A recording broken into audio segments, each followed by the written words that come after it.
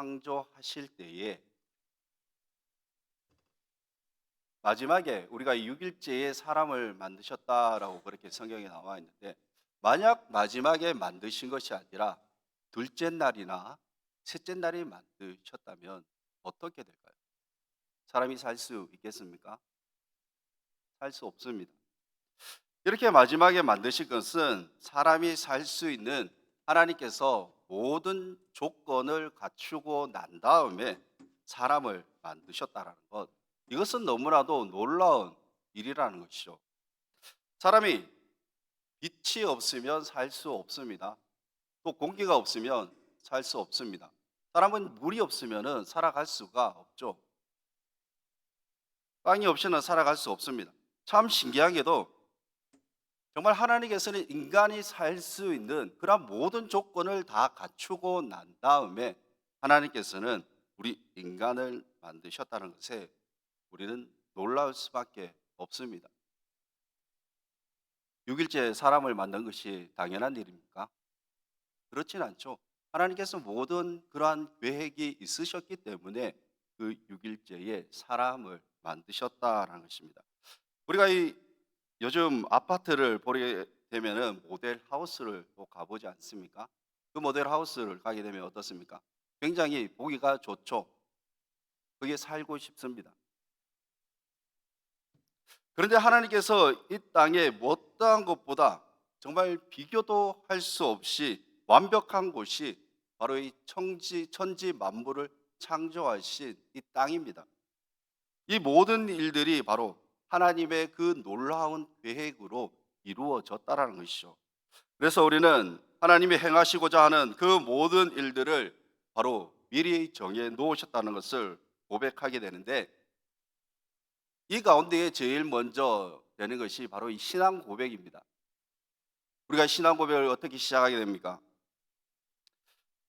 하나님께서 창조하셨다는 것, 이 태초에 모든 것들을 창조하셨다라는 것을 말하는데, 우리가 창조를 믿습니다. 그런데 이 학교에서는 무엇을 믿느냐 하면은, 무엇을 가르치냐 하면은 바로 이 진화를 가르친다는 것이죠. 그러니까 이 원숭이가 인간이 되어져 간다라는 이러한 진화를 이 학교에서는 가르치고 있습니다. 그것을 믿게 된다면은 우리는 이 신앙 고백을 할 수 없습니다. 신앙 고백 어떻게 시작합니까? 전능하사 천지를 만드신 하나님 아버지를 내가 믿사오며, 전능하신 그 하나님께서 천지를 만드셨다라는 그러한 고백을 우리는 먼저 하게 됩니다. 그렇다면 우리는 이 사도신경에 비추어서 이 사도신경의 그 테두리 안에서 벗어나게 되면은 그것은 이단이라고 볼 수밖에 없죠. 신천지나 아니면 통일교, 여러 가지 많은 이러한 이단들은 신앙 고백을 하지 않습니다. 이처럼 교회는 하나님을 믿는 신앙 고백 속에서 나아가는 것이 진정한 교회가 되는 것입니다. 우리가 믿는 이 대상인 하나님이 천지를 만드신 분이라는 것을 알지 못한 채 그냥 무조건 믿는다라고 하는 것은 올바른 믿음이라고 할 수 없습니다. 이 신앙이라는 것은 마음으로 믿어서 입으로 또 고백을 해야 합니다. 그 신앙의 내용이 내 안에서 그저 잠자고만 있는 것이 아니라 바로 고백이 되어져야 한다는 것이죠. 우리가 이 로마서 10장 9절 말씀에서 이렇게 말씀합니다.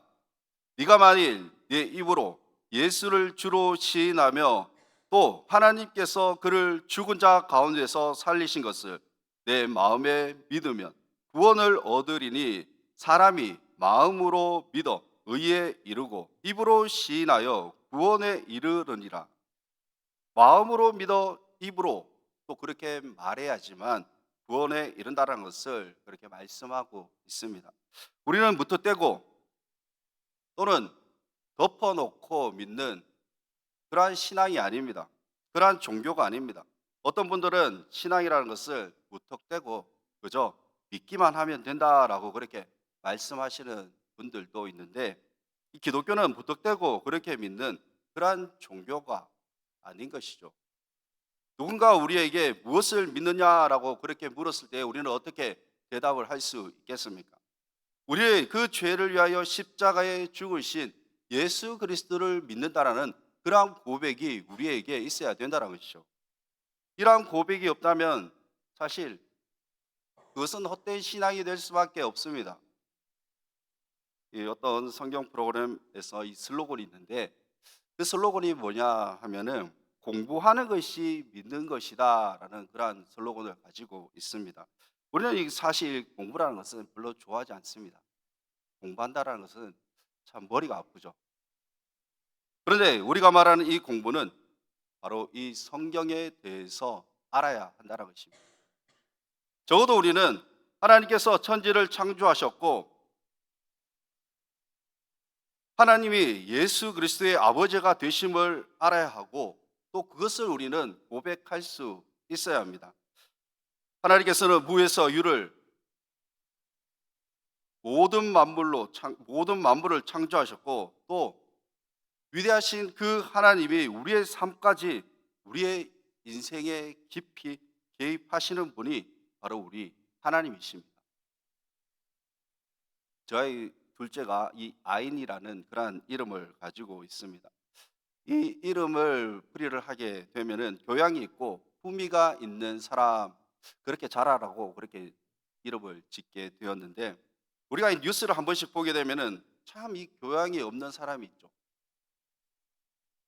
그리고 품위가 없는 사람들이 많이 나옵니다. 윗사람이 아랫사람에게 사람 대접을 하지 않는 갑질을 하는 그러한 내용도 많이 우리가 보게 됩니다. 이들의 모습은 세상의 힘이 돈밖에 없는 그러한 모습이라고 볼 수밖에 없습니다. 다시 말해서 그러한 사람은 돈은 있지만 신분은 낮다라는 것이죠. 많은 사람들이 돈이 곧 행복이라고 생각을 하며 기쁨이라고 생각하면서 그렇게 살아가고 있습니다. 그래서 이 돈만 있으면 자신의 그 인격과 또는 품위 따위는 필요 없다라고 그렇게 생각을 합니다. 돈만 있으면 없는 사람을 무시해도 되고 돈이 자신에게 힘이 되어서 약자를 괴롭히는 시대가 지금 이 시대이지 않나라고 한번 생각을 해보게 됩니다.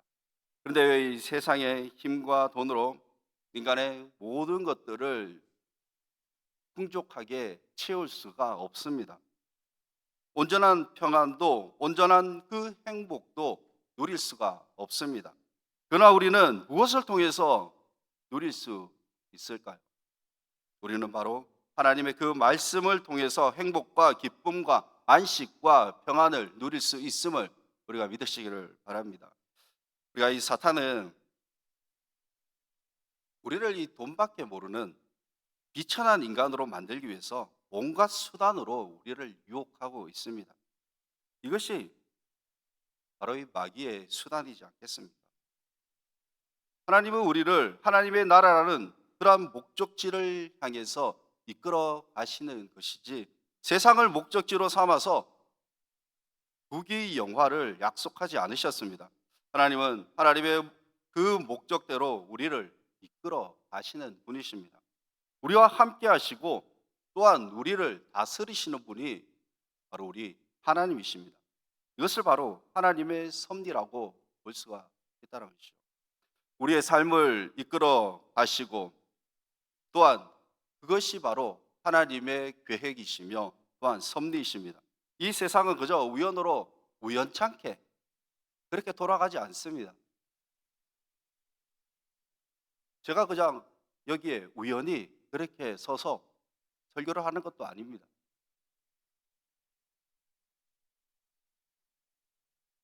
우리가 뭐 유행가도 있습니다.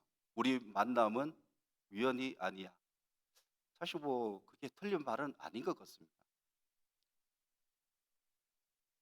우리 모두의 인생이 바로 하나님의 섭리 가운데 있다라는 것입니다.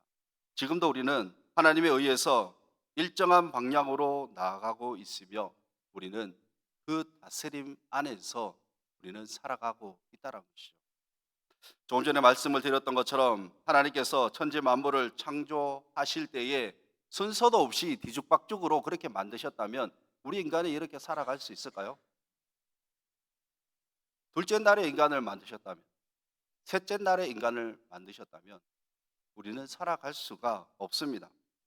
하나님의 계획대로 그날 그날 맞추어서 하나님께서는 창조를 하셨습니다. 그래서 인간이 살 수 있는 것이지, 뒤죽박죽으로 그렇게 만드셨다면 우리는 살아갈 수가 없습니다. 이 땅의 모든 것은 바로 하나님이 이루어 가신다는 것을 우리가 보게 됩니다. 이 땅의 이 나라 또한 마찬가지입니다. 이 흥망성쇠를 쥐고 있는 분, 바로 하나님의 손에 달려져 있습니다. 우리의 인생 동안 바로 하나님의 그 손 안에 달려져 있으며, 또 그 단 한 걸음도 우리는 하나님의 그 손에서 빠져나갈 수가 없다라는 것이죠. 왜 그렇습니까? 우리 모두는 하나님의 그 섭리 아래에 있기 때문입니다. 그렇게 살아가고 있기 때문입니다. 우리가 이 성경 속에서 대표적인 인물을 한번 살펴보게 되면은, 우리가 요셉을 한번 살펴볼 수 있겠죠. 요셉은 이 형들에게 팔려가게 됩니다. 그런데 그 애굽에서 노예 생활을 하다가 최후에는 총리로 이제 등극을 하게 되죠. 그리고 난 다음에 형들이 요셉에게 찾아오게 됩니다. 그 상황에서 이 요셉이 형들을 감옥에 가둘 수도 있을 것이고, 아니면 죽일 수도 있습니다. 그런데 요셉이 어떻게 고백을 하게 됩니까? 하나님께서 이 일들을 하셨음을, 먼저 자신을 보내셨음을 그렇게 고백을 하게 되죠. 요셉뿐만 아니라 우리의 인생 또한 분명 하나님의 그 섭리 아래에 우리는 살아가고 있습니다. 예전에 이 대형교회의 목사님이 수많은 성도들에게 이런 말을 했다고 합니다. 이러한 설교를 했다고 합니다. 흔히 말하는 우리가 이 UFO에 대해서 설교를 했다고 하는데, 아담이 에덴에 UFO를 타고 왔답니다. 그리고 예수님도 UFO를 타고 오시고 천사들도 함께 재림할 것이라고 그렇게 설교를 했다고 합니다. 이런 말도 안 되는 설교를 듣고 수많은 사람들이 아멘으로 받아들이고 박수와 환호를 했다고 하는데, 이것이야말로 바로 하나님의 그 섭리를 무시해 버리는 것입니다. 한 가지 더 말씀을 드리면, 신천지, 이만희, 통일교, 문선명, 이들은 자신들이 재림 예수로 등장했다고 합니다. 그들의 가르침은 하와가 뱀들에게 유혹당한 것을 바로 강간당한 것으로 그렇게 표현을 합니다. 그래서 인류는 더러운 피가 흐르는 그러한 죄인이 되는 것이고, 또 그 더러운 피가 구원받기 위해서는 깨끗한 피를 수혈을 받아야 하는데, 그 피가 바로 문선명과 함께 이렇게 잠자리를 하는 것이다라고 그들은 주장을 하고 있습니다. 그래서 우리는 하나님의 그 말씀에 늘 갈급해야지, 그 말도 되지 않는 소리에 넘어가지 않습니다. 우리를 죄에서 구원하신 유일한 구원자는 바로 예수 그리스도이십니다. 우리는 절대 다른 것에서 구원을 찾으려고 해서는 안 됩니다. 성모 마리아가 우리를 구원해 주는 것도 아니고, 또한 알라가 우리를 구원해 주는 것도 아닙니다.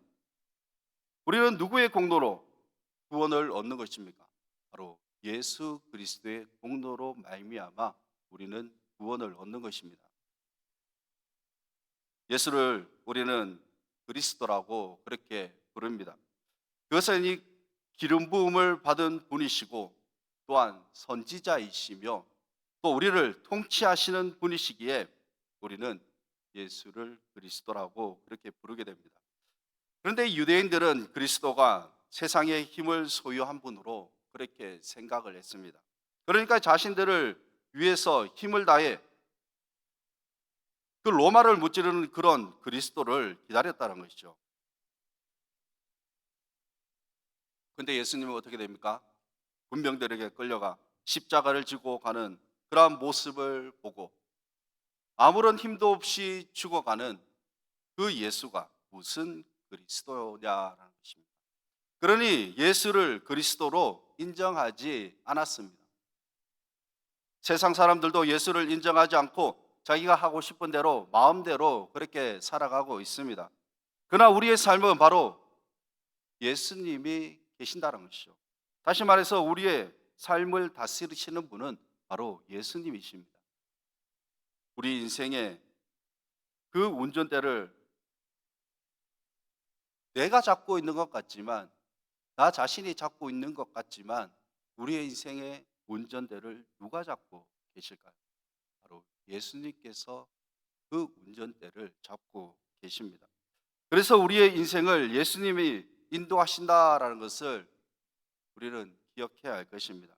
우리는 주님 안에 움직여지는 것이고, 또 주님이 이끄시는 대로 살아가는 것이 바로 우리입니다. 우리 인생을 우리 마음대로, 우리 원하는 대로 그렇게 살아갈 수가 없습니다.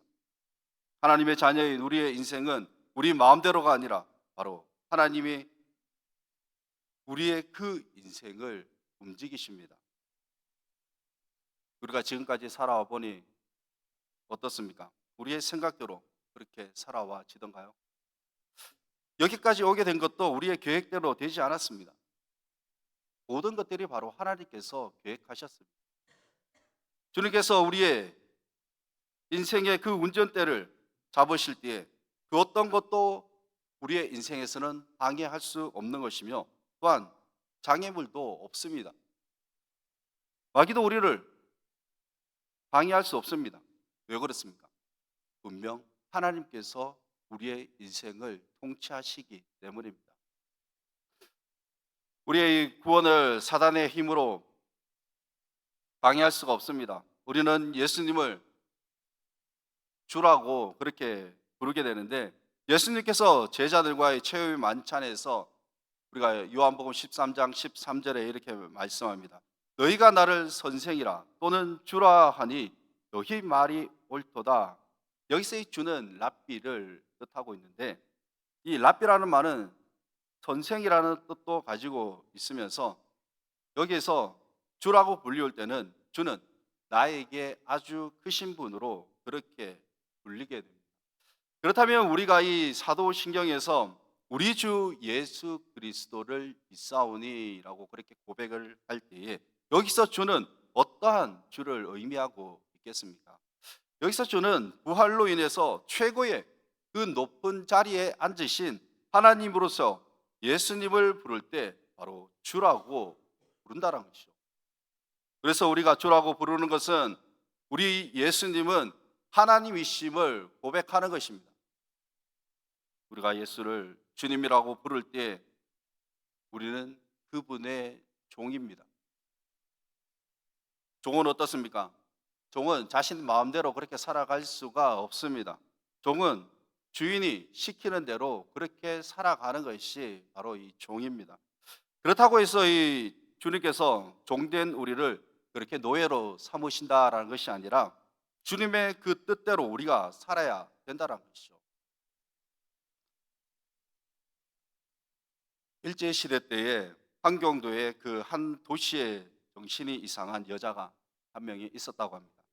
옷은 누덜누덜 거리면서 목욕도 채 하지 않고 냄새를 그렇게 풍기며 사람들에게 또 어린 아이들에게도 조롱과 멸시를 당했다고 합니다. 그런데 깜짝 놀랄 일이 생겼습니다. 소련군이 진군에 왔을 때 그 정신 나간 여인이 누구였냐면은 소련군의 그 장교복을 입고 나타났다는 것이죠. 그녀는 나라에 의한 파견된 간첩이었다는 것입니다. 일개 국가가 불러도 험한 일을 당해도 임무를 충실히 수행해 내야 하는 것이 주인 앞에서의 종된 임무입니다. 우리도 마찬가지입니다. 하나님의 나라에서 파견된 바로 하나님 나라의 종입니다. 그 중에는 가난한 역할도 있을 것이고요, 또는 부자의 또 역할도 있을 것이며, 또한 자신의 그 다양한 은사로의 그 역할을 하며 우리는 살아가고 있습니다. 우리는 그냥 주인이 우리에게 맡긴 그 역할에 충실하게 순종하며 그렇게 살기만 하면 되는 것입니다. 왜 그렇습니까? 주님께서 우리를 주님의 소유로 그렇게 사셨기 때문입니다. 그렇다면 종으로서 사명자로서 보내진 우리는 주님의 그 뜻대로 살아가야 합니다. 그 뜻이 무엇인지 알기 위해서 우리는 어떻게 해야 될까요?